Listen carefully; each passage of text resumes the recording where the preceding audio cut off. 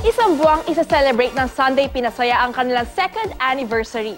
Marami pa raw silang pasabog na performances at sorpresa na dapat abangan. Narito ang aking Star Bites.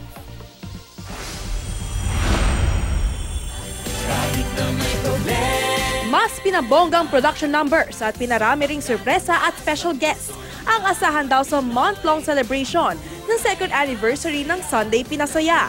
Kabilang sa mga performers na Pilita Corrales, Riza May Dizon at cast ng Haplos. Mga kapuso, maraming salamat sa suporta po ninyo sa Sunday Pinasaya.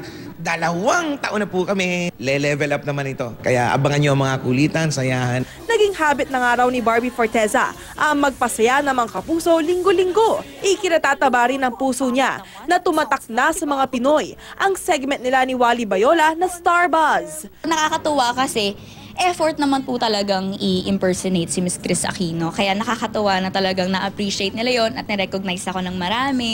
Kaya yun, thankful din ako of course sa Sunday Pinasaya kasi hindi ko na makakalain kaya ko pala mag-impersonate.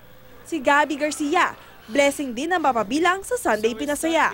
As an artist, parang you saw the other side of Gabby. Nakwela, masiyahin, hindi lang puro drama. So, ayun, looking forward pa ako for more characters, sketches.